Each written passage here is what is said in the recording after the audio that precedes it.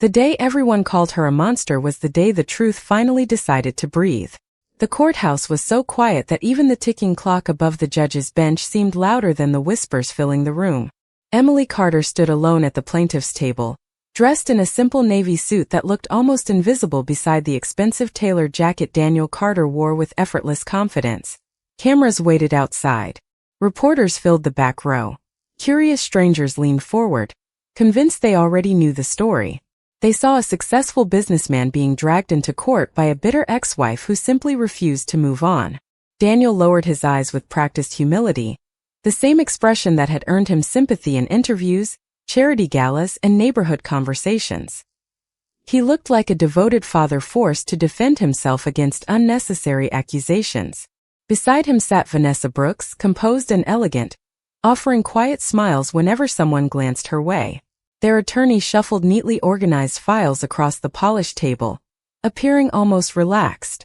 Emily noticed every detail without reacting. She noticed Daniel's wedding band was gone. She noticed the silver watch she had once saved 6 months to buy him had been replaced with something newer. She noticed he refused to look toward the empty seat reserved for Sophie. Her daughter was not inside the courtroom today. Emily had promised she would never make the little girl relive that terrible day in front of strangers. Some promises mattered more than winning. The judge entered, and everyone stood before settling into another heavy silence. Daniel's attorney rose first, painting a picture of a caring father whose reputation had been unfairly attacked. He spoke calmly about generosity, community service, and financial support. Every sentence sounded polished enough to belong in a magazine profile. A few people in the gallery nodded with quiet approval. Emily remained perfectly still. She didn't interrupt. She didn't sigh. She simply folded her hands together, remembering another room filled with silence years earlier. Another moment when speaking would have changed. Nothing. The judge finally turned toward her. "Mrs. Carter, are you prepared to proceed?" Emily answered with a voice so steady it surprised even herself. "Yes, Your Honor." Nothing more. No dramatic speech. No tears. Daniel finally looked at her, wearing the faint expression of someone expecting surrender. Perhaps he believed she had come hoping for an apology. Perhaps he believed she wanted money. Perhaps he believed she still wanted him. He had spent years misunderstanding the woman sitting across from him. Emily no longer carried the weight of a broken marriage. She carried something much heavier and much stronger. She carried the memory of her daughter asking one simple question that no mother should ever hear. She had replayed those words every morning for 3 years, every evening before falling asleep, every birthday, every holiday, every quiet drive home from work. They had become the rhythm of her determination. Across the courtroom, Daniel's attorney slid a folder toward the judge with complete confidence. Emily watched without concern. Her own attorney quietly placed a single sealed envelope on the table. It looked almost insignificant compared to the stack across the room. Yet inside rested the first thread that would unravel every carefully crafted lie Daniel had built. The spectators could not possibly know that today's hearing was never about revenge. It was never about a failed marriage. It was never about pride. Before this day ended, every person inside that courtroom would understand that a mother had not returned to destroy a man. She had returned because one little girl had waited far too long for someone to choose her. Daniel did not smile when he saw the sealed envelope resting on Emily's table, but something behind his eyes shifted for the first time. It lasted less than a second before his familiar confidence returned. He leaned toward his attorney and whispered something that made both of them nod as though the outcome had already been decided. Emily noticed it without emotion. 3 years ago that expression would have unsettled her. 3 years ago she would have questioned herself, wondering whether she had misunderstood everything. Not anymore. The judge adjusted her glasses and looked toward Emily's attorney. "You may begin." Instead of immediately presenting evidence, he asked for permission to establish the timeline that had brought them into the courtroom. Daniel's attorney objected, arguing that the past was irrelevant to the matter before the court. The judge considered the objection for only a moment before calmly overruling it. "Context matters," she said. Emily closed her eyes for a brief second, and the polished wood of the courtroom slowly disappeared behind a memory she had spent years trying to organize into something that made sense.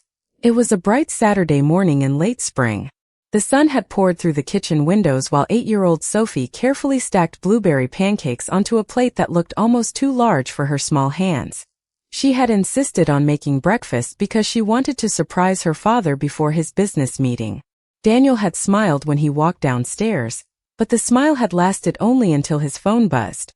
One message changed the entire morning. Emily still remembered how quickly he reached for his jacket. Sophie stood beside the table holding a small handmade card decorated with uneven red hearts and glitter that refused to stay attached to the paper.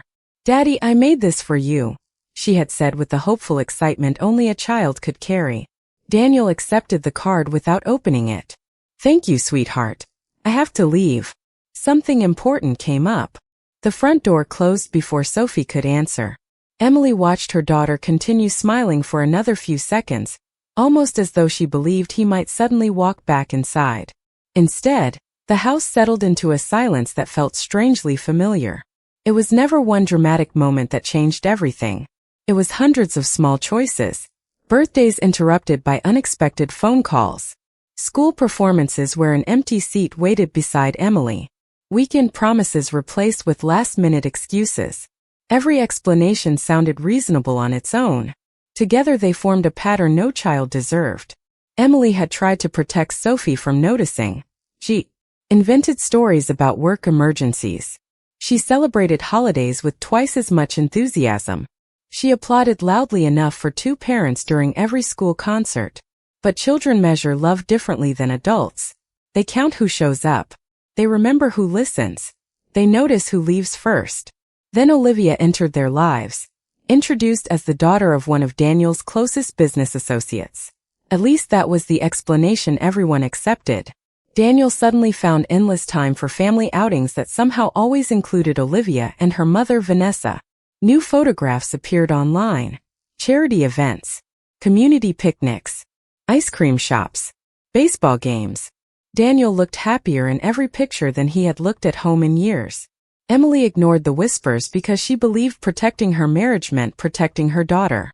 She convinced herself that patience would eventually bring Daniel back. Instead, every compromise quietly moved Sophie one step farther from the center of her father's world.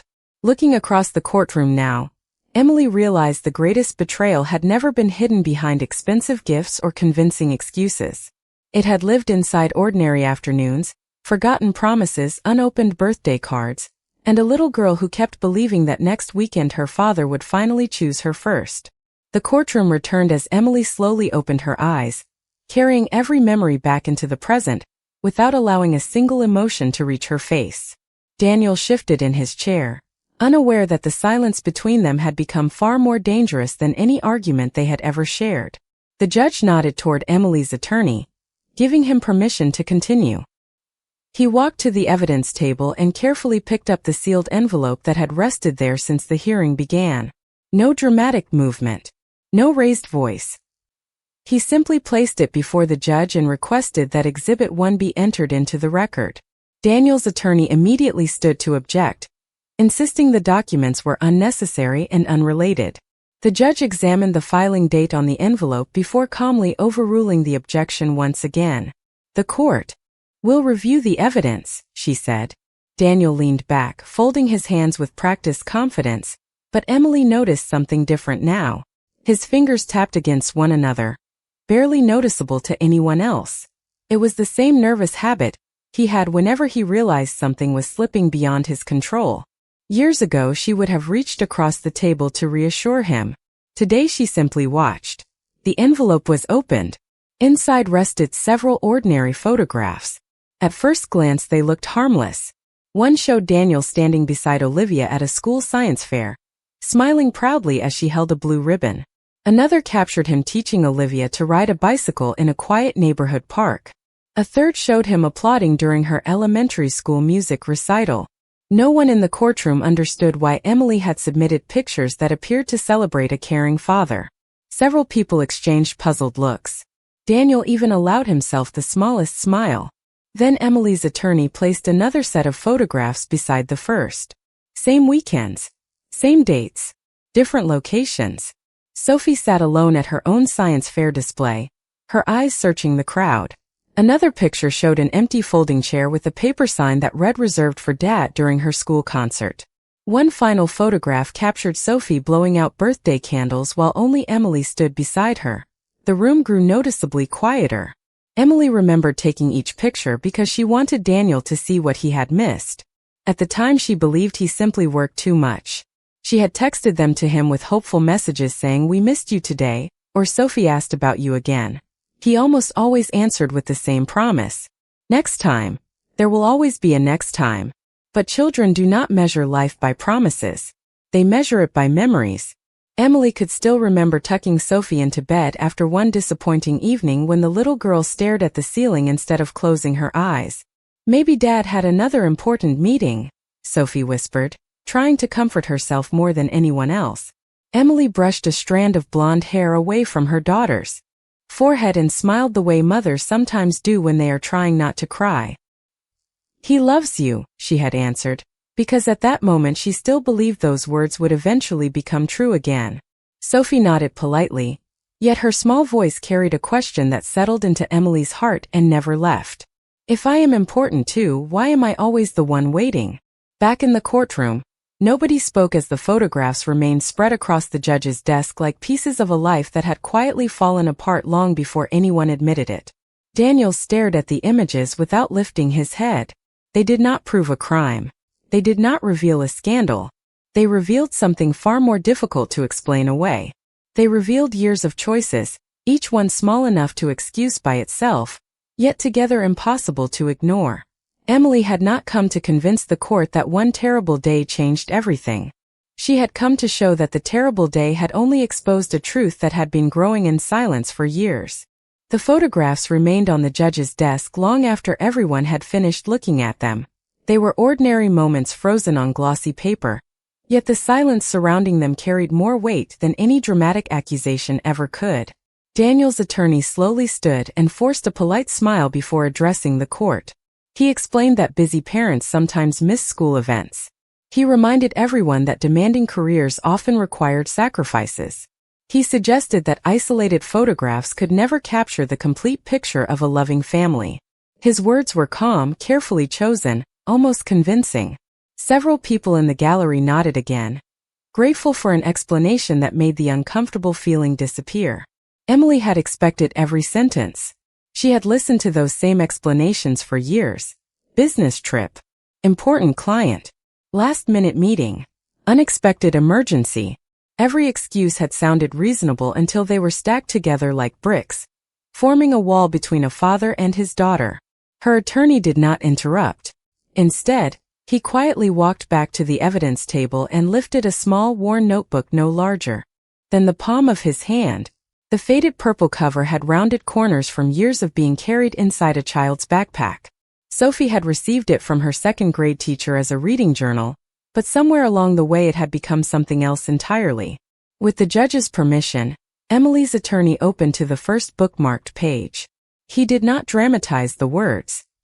He simply read them exactly as they had been written in uneven pencil by an 8-year-old girl. "Today was my music concert. Mom clapped very loud. I looked for Dad before we started because maybe he came late. Mom said traffic was probably bad. Maybe next time." The attorney closed the notebook without another comment. The courtroom remained perfectly still. Then he opened another page. "Dad promised we would eat pancakes on Saturday. Mom made them anyway because maybe he got busy. I saved one for him but it got cold." Emily lowered her eyes for only a moment. She remembered throwing that untouched pancake away after everyone had gone to bed. Sophie had asked whether pancakes could still be warm the next morning if someone really wanted them. Emily had smiled and said no, but people could always make fresh ones together another day. That day never came. Another page turned. "I hope Olivia likes my crayons because Dad said she was sad. Maybe if she feels better, he will have more time to play with me too." No one inside the courtroom moved. Daniel stared at the notebook as though he had never seen it before. In truth, he never had. Sophie had never wanted him to read it because she did not want him to feel guilty. She only wanted him to come home. The judge gently removed her glasses and rested them on the bench for a brief moment before looking toward Daniel. His confident posture had disappeared. His hands remained folded, but now they were perfectly still. Emily did not feel satisfaction as she watched him. There was no triumph in exposing the quiet heartbreak of a child who had spent years making excuses for the parent she loved most. There was only sadness that the truth had needed a courtroom before anyone was finally willing to hear it. For 3 years Emily had protected those pages because they belonged to Sophie, not to a lawsuit. Today she brought them for only one reason. Children rarely understand betrayal the way adults do. They simply keep believing tomorrow will be different. Sophie had believed it through every missed promise, every empty chair, every birthday wish. Those pages were never written to accuse her father. They were written by a little girl who kept waiting for him to choose her, never realizing that the choice had already been made long before anyone inside that courtroom was willing to admit it. Daniel's attorney remained standing for several seconds before slowly walking back toward his table. The confidence that had filled the courtroom at the beginning of the hearing had quietly dissolved into uncertainty. No dramatic confession had been made. No shocking witness had appeared. Yet the simple words written by a little girl had accomplished something years of polished public appearances never could. They revealed what could not be measured by financial records or carefully rehearsed statements. The judge looked toward Daniel with a thoughtful expression before asking a single question. "Mr. Carter, did you know your daughter kept this journal?" Daniel hesitated. It was the first genuine pause Emily had seen from him all morning. He answered honestly, "No, Your Honor." The judge nodded without judgment. "Did you know she believed every missed promise was somehow her fault?" Daniel lowered his eyes. "No." The courtroom fell silent again. Emily watched him carefully, searching for anger, denial, or resentment. Instead she saw confusion. It was the expression of someone finally realizing that the story he had told himself for years no longer matched the evidence in front of him. He had always believed he was balancing responsibilities. He had convinced himself that providing financially made up for being absent emotionally. He had assumed children naturally understood complicated adult lives. Sitting only a few feet away, Emily remembered how often she had tried to explain exactly what Sophie needed. She never asked Daniel for expensive vacations or extravagant gifts. She only asked him to keep the promises he had already made. To attend one school concert. To finish one Saturday breakfast. To watch one soccer game from beginning to end. Every request had sounded small. Every disappointment had quietly accumulated into something much larger. Emily's attorney requested permission to introduce one final exhibit before recess. This time it was not a photograph or a journal. It was a calendar printed on ordinary white paper. Every month contained handwritten circles, stars, and small notes in blue ink. The judge examined it with curiosity. Emily explained softly that it had once hung on the refrigerator in their family kitchen. Whenever Daniel promised to attend one of Sophie's activities, she marked the date with a blue star because Sophie loved counting the days until they could spend time together. Next to many of those stars appeared another word written later in smaller handwriting. Cancelled. Meeting. Rescheduled. Maybe next week. As the pages turned month after month, the blue stars became fewer while the notes became more frequent. Eventually there were entire months with no stars at all. Emily had forgotten the calendar still existed until she packed the last box before leaving their house 3 years earlier. She almost threw it away, believing it was nothing more than another painful reminder. Instead she folded it carefully and placed it inside a storage bin beside family photographs and elementary school artwork. Looking at it now, she realized it was never simply a calendar. It was a timeline of hope slowly disappearing one promise at a time. Daniel stared at the faded blue stars longer than he had looked at any other piece of evidence. Emily wondered whether he finally remembered making those promises, or whether he had forgotten them almost as quickly as he had spoken them. Across the room, Vanessa quietly shifted in her chair, no longer wearing the composed smile she had carried into the courthouse. The carefully crafted image of the perfect father had begun to crack, not because anyone accused Daniel of being cruel, but because the evidence showed something far more difficult to defend. It showed years of choosing convenience over presence until one little girl stopped expecting her father to walk through the door at all. The judge announced a short recess, but almost no one left the courtroom. Conversations that had sounded confident only an hour earlier had turned into quiet whispers filled with uncertainty. Reporters glanced repeatedly toward Daniel, hoping to capture a reaction that never came. He remained seated, staring at the faded calendar resting on the evidence table, as though he could somehow rewrite the years it represented. Emily walked toward the window overlooking the courthouse lawn, where sunlight spilled across rows of maple trees beginning to sway in the afternoon breeze. For the first time that day she allowed herself a slow breath. 3 years earlier she would have mistaken silence for peace. Now she understood that silence could also be preparation. She remembered the morning she packed the last box into her aging SUV after leaving the family home. There had been no dramatic argument, no broken furniture, no final speech. Sophie quietly carried a small backpack containing her favorite books, a stuffed rabbit missing one button eye, and the purple journal that no one else had ever read. As they drove away, Sophie looked through the passenger window for several miles before finally asking, "Do you think Dad knows where we are going?" Emily tightened her hands around the steering wheel before answering honestly. "He knows how to find us." Sophie nodded and looked forward again. She never asked another question. They rented a modest apartment nearly 200 miles away in a small community where no one recognized their last name. The kitchen was barely large enough for 2 people to cook together, and the bedroom windows faced a parking lot instead of a backyard. Yet every Saturday morning Emily made blueberry pancakes, even when money was tight. At first Sophie always set out 3 plates before quietly putting one back into the cabinet. Several months later she stopped setting the 3rd plate altogether. Emily noticed the change but never mentioned it. Healing sometimes arrived without announcing itself. She worked long hours for a non-profit organization that supported families navigating difficult custody cases, spending evenings studying legal procedures after Sophie had fallen asleep. Coffee became a necessity instead of a luxury. Bills were carefully organized in labeled envelopes. Vacations disappeared from the budget. Birthdays became simple dinners followed by homemade cake and handwritten letters instead of expensive presents. Yet something unexpected slowly returned to their home. Laughter. It arrived quietly during grocery shopping when Sophie insisted every oddly shaped potato deserved to be rescued. It appeared while painting old furniture instead of buying new pieces. It echoed through the apartment whenever rain tapped against the windows, and they built blanket forts in the living room. Emily realized happiness had never depended on square footage or income. It depended on whether a child felt safe enough to smile without wondering who might leave next. Back inside the courtroom, the bailiff announced that proceedings would resume in 5 minutes. Emily turned from the window and walked back to her table with the same calm expression she had carried since sunrise. Her attorney quietly placed another folder beside the remaining evidence. Unlike the photographs, the journal, and the calendar, this folder had never been opened before. Daniel noticed it immediately. His attorney leaned closer, asking something Emily could not hear.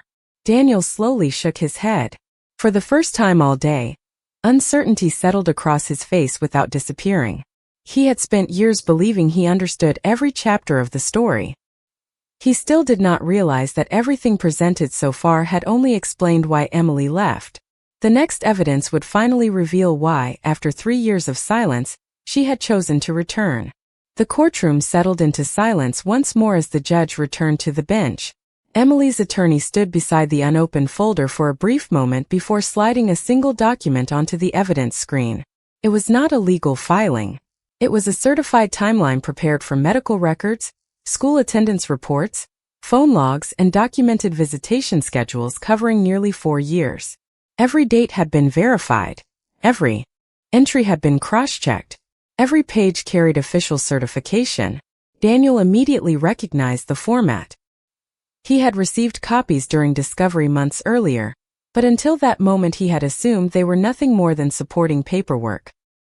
He had never imagined they would become the center of the case. Emily watched his expression change as the first page appeared before the court.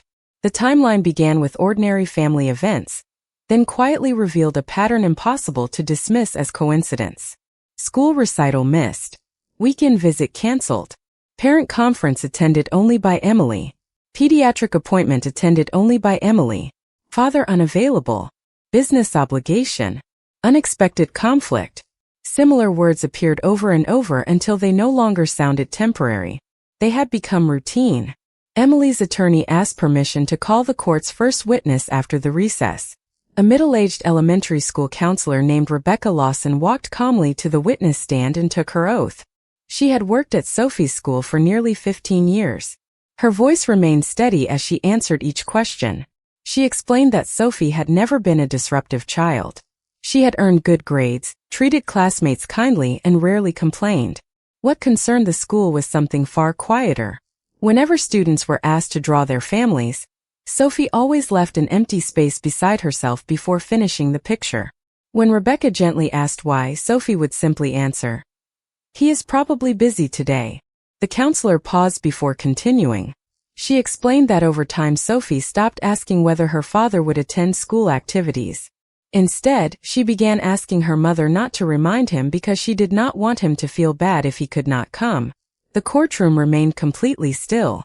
Emily remembered those conversations. She remembered pretending not to notice how carefully Sophie protected the feelings of the parent who kept disappointing her. Rebecca then described one afternoon after a Father's Day classroom project.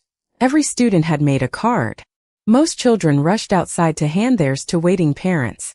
Sophie quietly folded hers and slipped it into her backpack.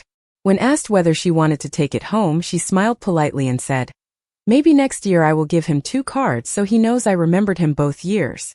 Rebecca admitted that she had written a confidential observation recommending additional family counseling, but no follow-up appointment had ever taken place because the referral required participation from both parents. Daniel lowered his head without saying a word. His attorney declined to cross-examine the witness. There was little to challenge because every statement came from school records created long before today's hearing. Rebecca stepped down and quietly left the courtroom. Emily did not watch her go. Instead, she looked toward the judge, who had begun reviewing the certified timeline once again. The pages no longer represented isolated disappointments. Together with the photographs, the journal, the calendar, and the testimony, they formed something undeniable. Not a story built on anger, but a history built on facts. Daniel finally understood that Emily had never returned hoping the court would believe her feelings. She had returned with years of patient documentation, assembled one quiet piece at a time, until the truth no longer depended on anyone's opinion. When Rebecca Lawson stepped away from the witness stand, the courtroom remained unusually still. No one rushed to whisper. No reporter reached for a phone. Even the sound of papers turning seemed louder than before. The judge looked toward Daniel's attorney and calmly asked whether the defense wished to present its response. He slowly stood, adjusted his jacket, and approached the center of the courtroom with measured confidence. He acknowledged that Daniel had made mistakes. He admitted there had been missed appointments and broken promises. He argued that none of those moments proved a father had stopped loving his daughter. Careers demanded sacrifices, he explained. Families struggled. People changed. He asked the court not to confuse imperfection with abandonment. Emily listened without interrupting because she had once believed those same words herself. For years she had defended Daniel to friends, teachers, neighbors, and even to Sophie. She had repeated every explanation until she almost convinced herself they were true. But explanations could not replace presence, and intentions could not rewrite memories. Her attorney rose one final time and requested permission to present the last exhibit. The judge nodded. The folder that had remained unopened throughout the hearing was finally placed before the court. Inside was not a dramatic recording or a hidden confession. It contained something much simpler. A series of certified email exchanges, text messages, and mediation records documenting every attempt Emily had made to encourage Daniel to rebuild his relationship with Sophie after they separated. Every invitation carried a date. School performances, parent volunteer days, birthday dinners, counseling appointments, weekend visits suggested months in advance. Every message remained respectful. Every response from Emily focused on Sophie instead of the past. Many received no reply at all. Others were answered with promises that were later canceled. A few contained only one sentence. "Busy this weekend. Maybe another time." The judge quietly reviewed page after page before asking that several messages be displayed on the courtroom screen. One message from Emily stood out above the rest. It had been sent the night before Sophie's 9th birthday. "She does not need expensive gifts. She only hopes you will come for 1 hour." Please let tomorrow be the memory she keeps. Daniel's response had arrived nearly 12 hours later. Tell her I will make it up to her. There was no evidence that he ever did. Emily lowered her eyes for a moment as another memory returned. That birthday had ended with Sophie carefully wrapping an unopened slice of cake in aluminum foil before placing it inside the refrigerator. Emily had asked why. Sophie smiled softly and answered, "Maybe tomorrow will be easier for him." The cake remained untouched until it had to be thrown away several days later. Across the courtroom, Vanessa slowly reached for her purse and quietly stepped away from the defense table. She did not look at Daniel as she walked toward the back of the room. No one stopped her. No one called her name. Daniel noticed only after the courtroom door closed behind her. He remained seated alone beside his attorney, surrounded not by accusations but by years of opportunities that had quietly slipped away. Emily did not feel victorious as she watched the moment unfold. The purpose of every photograph, every calendar page, every journal entry, every school record, and every unanswered invitation had never been to humiliate Daniel. Together they revealed one undeniable truth. She had never closed the door between a father and his daughter. She had held it open for years. The tragedy was that he had simply chosen not to walk through it until the courtroom became the only place left where the truth could no longer be postponed. The judge carefully closed the final folder and allowed the courtroom to rest in complete silence before speaking. No one shifted in their seats. No one whispered. Every piece of evidence had already been presented, and there was nothing left to explain away. She looked first at Daniel, then at Emily, before quietly reminding everyone that the purpose of family court was never to punish the past but to protect the future. Those words settled over the room with a weight no one could ignore. After several thoughtful moments, she announced her decision. Based upon the documented history, the verified records, the witness testimony, and the demonstrated pattern of broken commitments, the court determined that Sophie's best interests would continue to be served under Emily's primary care. Future contact between Daniel and his daughter would require rebuilding trust gradually, with every step centered on Sophie's emotional well-being, rather than the expectations of the adults involved. Daniel remained motionless. He did not argue. He did not interrupt. The confidence that had carried him into the courthouse that morning had quietly disappeared. For the first time in many years, there were no carefully prepared words waiting to protect him from the consequences of his own choices. Emily simply nodded. She had not spent 3 years preparing for this moment because she wanted to defeat someone. She had done it because one little girl deserved to know that her voice mattered, even when she had been too young to speak it herself. Outside the courthouse, the afternoon sun washed the stone steps in warm golden light. Reporters gathered behind the designated media line, hoping for dramatic statements or emotional confrontations. Emily declined every microphone with a polite smile and continued walking toward the parking lot. She had spent too many years explaining herself to people who had never lived her story. She no longer needed anyone's approval. Waiting beside the car was Sophie, now older, taller, and carrying the same quiet kindness that had always lived inside her heart. She looked up as Emily approached, searching her mother's face before asking the only question that truly mattered. "Is it over?" Emily gently took her daughter's hand and answered with complete honesty. "The hardest part is." Sophie smiled, not because everything had suddenly become perfect, but because she finally understood that she no longer had to wonder whether someone would stand beside her. They climbed into the car together, and as Emily started the engine, she noticed the small notebook resting on the dashboard. It was new, its pages still blank.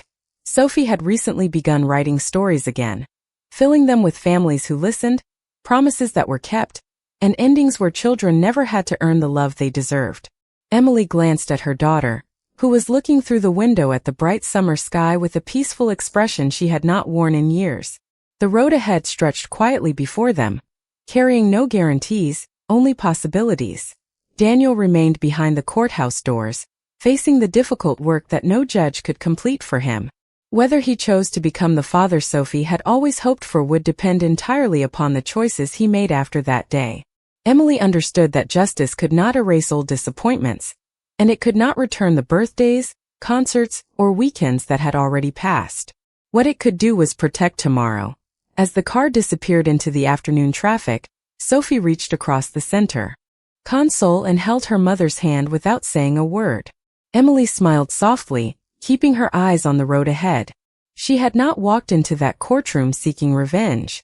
She had walked in carrying the quiet promise every devoted mother makes the moment her child enters the world. If no one else chooses you, I always will. And in the end, that promise became the only victory either of them had ever truly needed.